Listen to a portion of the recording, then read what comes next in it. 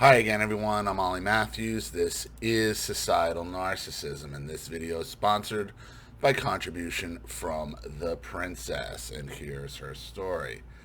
Hi, Ollie. It's the Princess. Growing up, anytime I was sick or not feeling well, I was always told I was looking for attention or I was a hypochondriac. I was called a bug hunt in my house. I was faking. It's a bug hunt unless I was either vomiting all over the place or my mother got to shove a fucking thermometer up my ass. I was faking.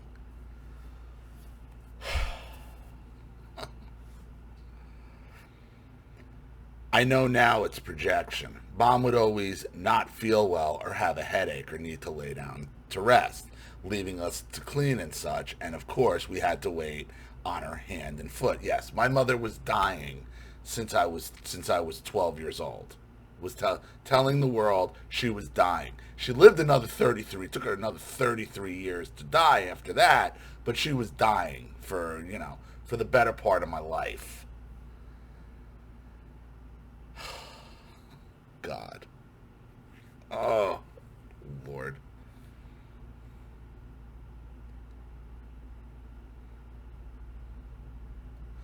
If anyone was sick, she was sicker. If anyone was hurt, there she is limping. If she didn't want to go somewhere, she would have a headache and need to lie down. Anything to make sure she had all the attention. Right. This is the baby boomer borderline mother. This is how the borderline baby boomer mother operated. Always sick, always in need of attention, always needing to be the center of attention. Here are a few stories about when I was growing up. Oh, I'm sorry. She's not saying she faked it all the time, but most of the time. She's not a good actress. Here are a few stories about when I was growing up. I don't remember being sick much as a child, but sick or not, we were sent to school. Mom wanted us all to have perfect attendance, which is bullshit. She wanted us out of the house so she could watch her soap operas in peace. Once in third grade, I really wasn't feeling well and I had these funny little spots on me. Mom said I was fine. Did she send you to school with chicken pox? Did she? See, even my mother was smart enough not to do that. See, when I had something for real like chicken pox, then she could suck up all the, oh my God, I'm taking care of this sick kid with chicken pox. And then, well, I was already an adult. We already know the mono story, what she did to me when I had mono. But martyred herself again, even though she nearly killed me.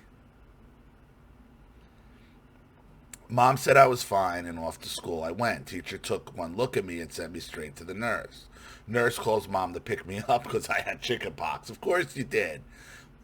What?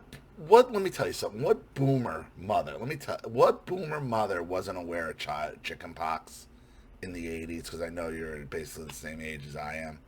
So this had to happen in the '80s. Everybody knew about chicken pox. They used to have chicken pox, but like they wanted you the earlier you to get them. The point was for you to get them, so you got them younger, so they passed through you. Okay. Like I had a pretty bad case. I was out for 2 weeks.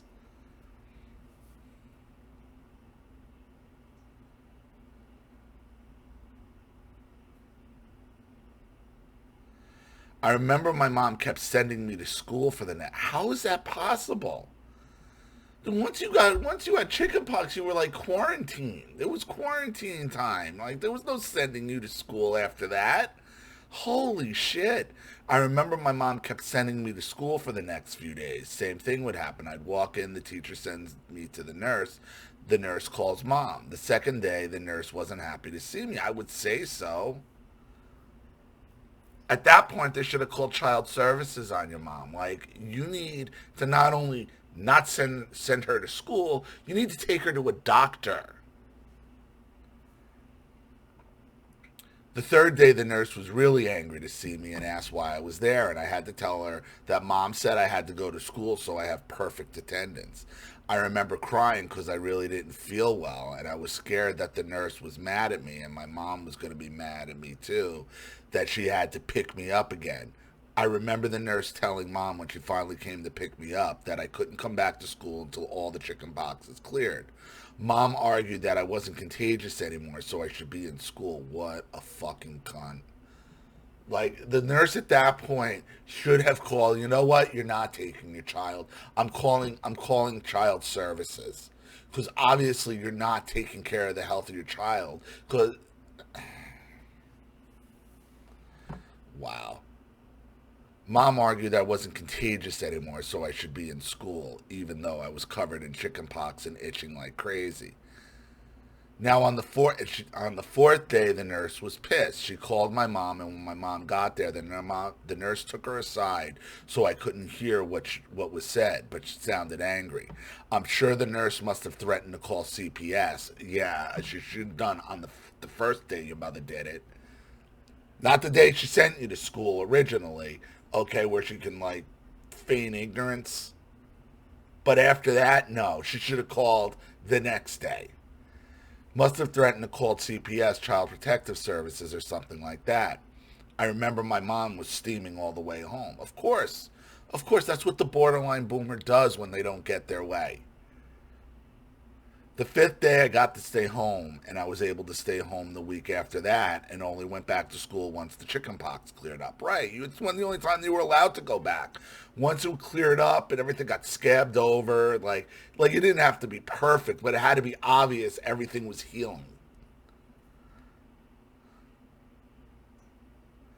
When my siblings got chickenpox after me, my mom didn't bother to send them to school. I'd love to know what the nurse said to her. She threatened to call CPS. She had to. Legally, she probably should have called them sooner. By the time it got to the fourth day, like, she did it once. All right. She did it the second. Once she did it the second time, that should have been it. Like, should have been game over. There's something wrong with you, woman, and you shouldn't be a parent.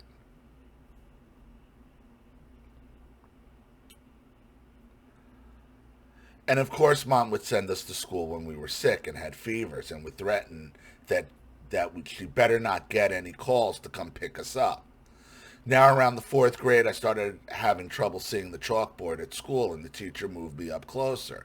At that time, they didn't do the eye tests in school, but I swear that the teacher mentioned it to my mother at parent-teacher night, and it was on my report card that I was having problems seeing the board.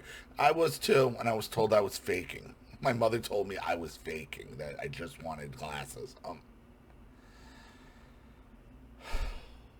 Anything that would take attention away from her, she wasn't going to have. And that, like,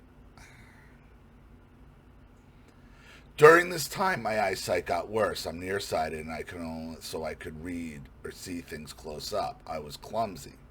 I was tripping over shoes left in the middle of the room, bumping in the furniture, clipping the doorways, misjudging steps, and falling up and down stairs. I've walked in the poles, tripped on curbs, and bumps on the sidewalk. I was constantly bruised from falling and bumping into things, which is what your mother enjoyed.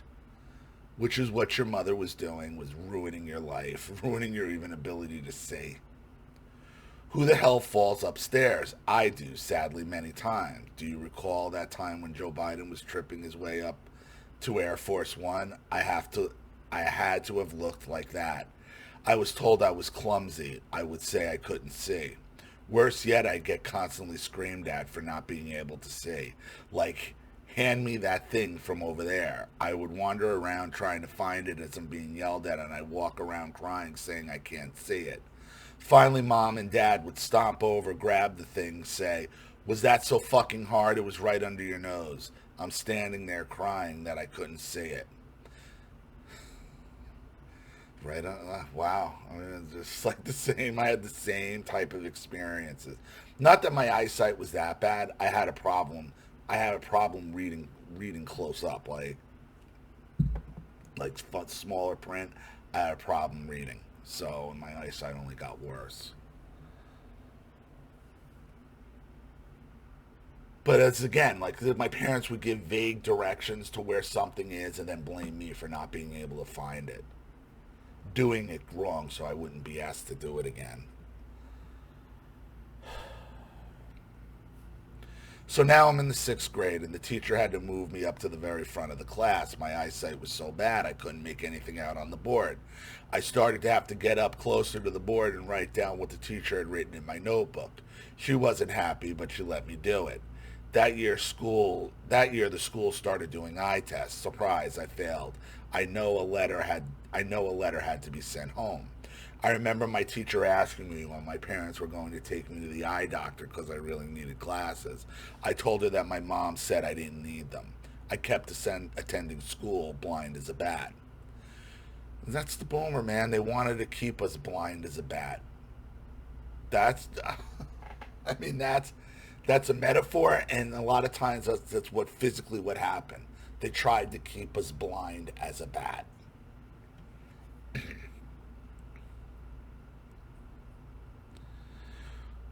So towards the end of my 6th grade, we moved to another town. Dad was taking us all out for dinner, and we were all in the car. Since we're in this new town, Dad's looking around. He sees a sign and starts laughing and tells everyone, "Hey, look at that sign." Everyone looks and starts laughing. I say, "What sign? Where?"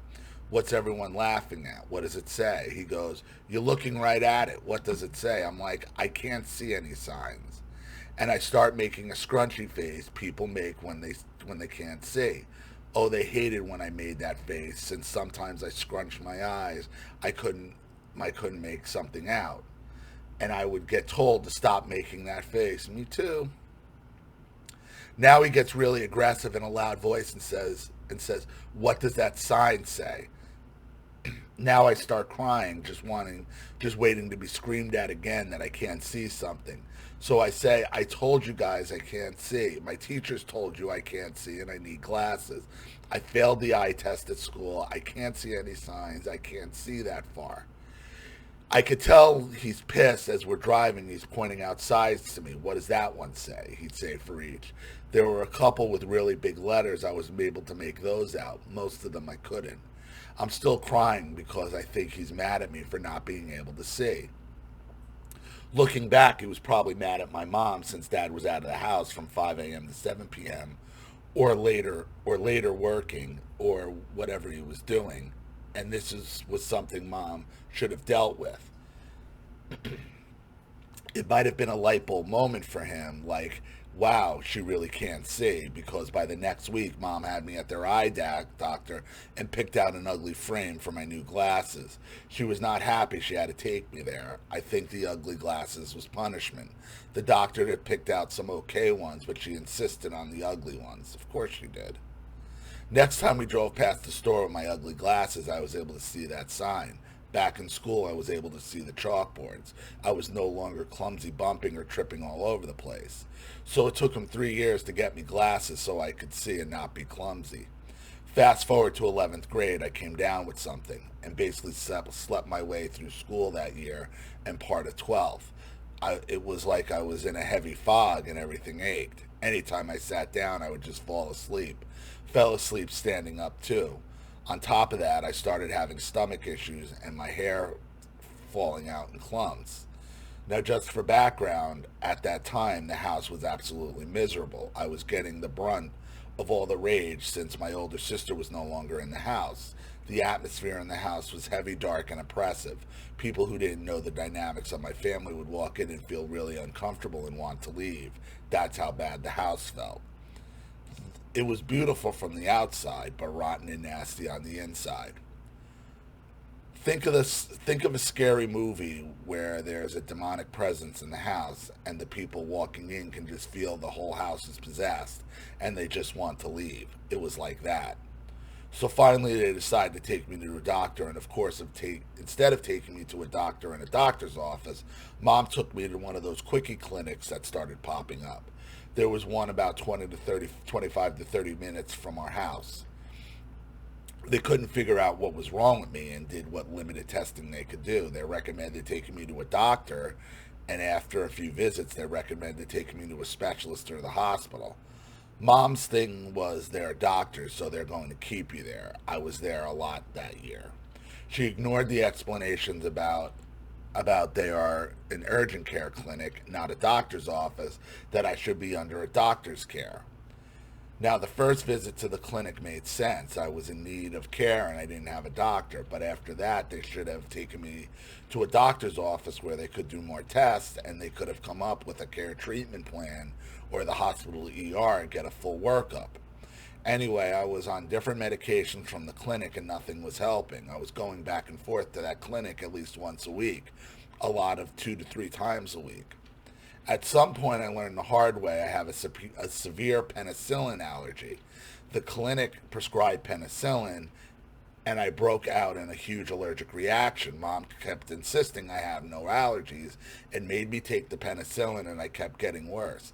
I ended up having a very hard time breathing and was covered head to toe in massive hives. She's trying to kill you, man. It's like she really don't like you.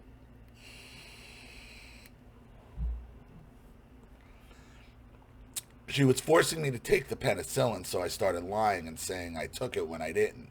I had to hide the pills I didn't take. So here I am, covered in hives and grasping for breath and driving myself 25 minutes to the clinic, trying to keep myself awake. Mom was too busy to drive me. The clinic stopped the penicillin. They let me know I have a very severe allergy to penicillin, and why did I still take it when I had the first reaction? I was honest and told them my mom made me take it, and I stopped taking it and had to lie to her to please her. Don't let her know I stopped taking it because she would be mad. How ridiculous was that? I could have died, and I was worried about her being mad at me. The doctor at the clinic told me about anaphylactic shock, and I was lucky to be alive. And the next time I have a reaction like that, they must go to the ER or immediately I could possibly die. Yeah. And listen, if you have a penicillin allergy, that's not that uncommon. They have alternative, like I think erythromycin is the alternative to penicillin if you have an allergy. It's not a big deal. It's not a big deal. Not that the allergy itself is a big deal if you take penicillin and you're allergic to it, but the solution is not it's erythromycin.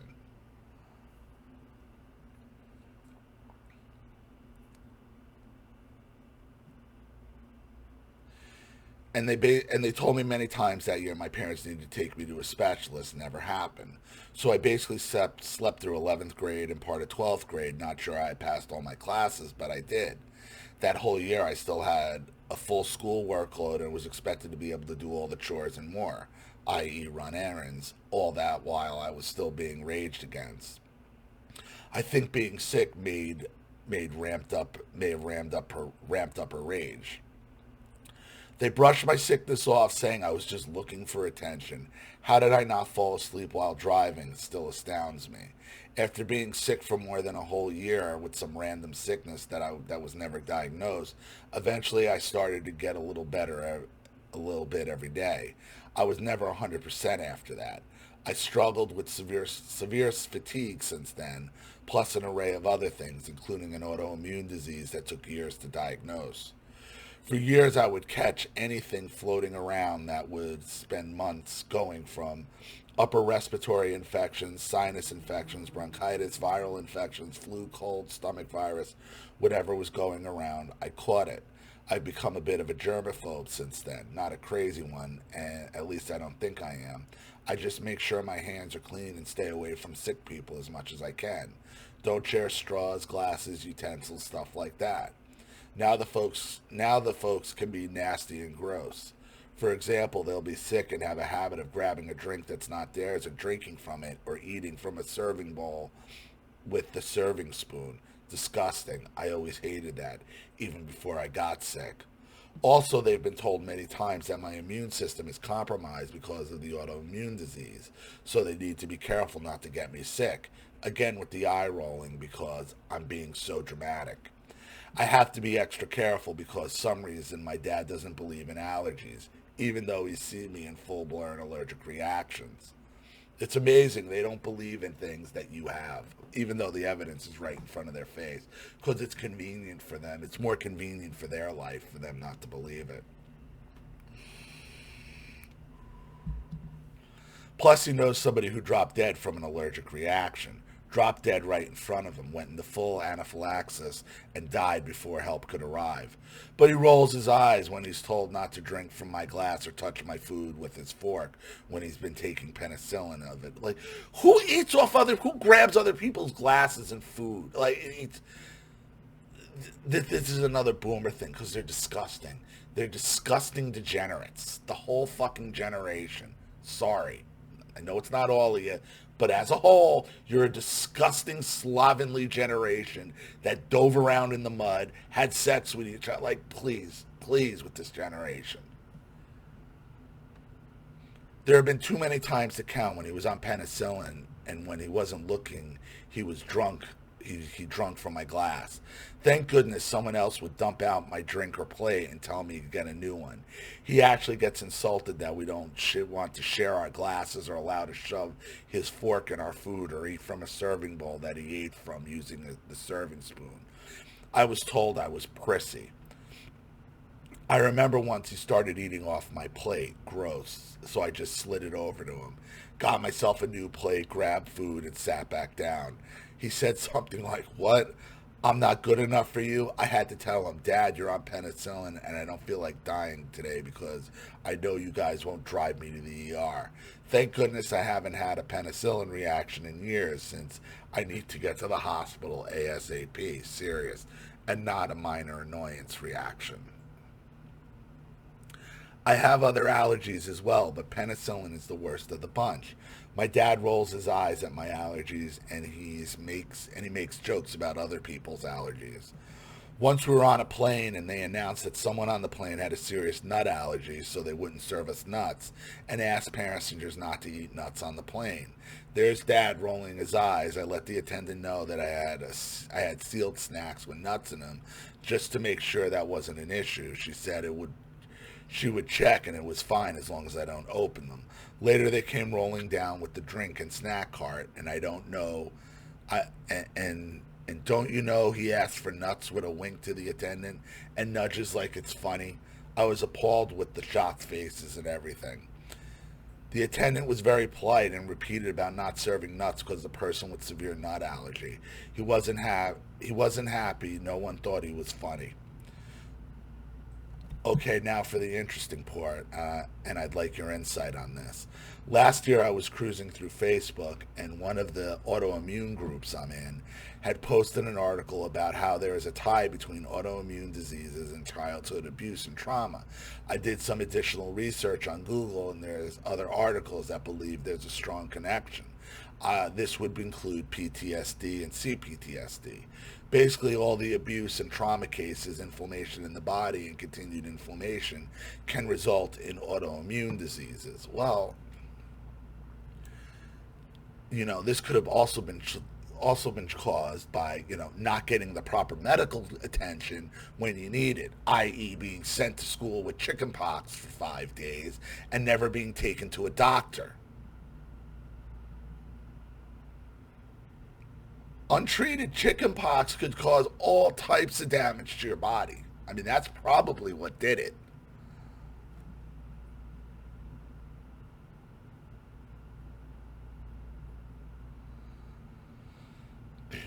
So I could never get away from the abuse because I have the disease for the rest of my life. It'll be a reminder every day. The fatigue kicks in, I get brain fog, my hair falling out.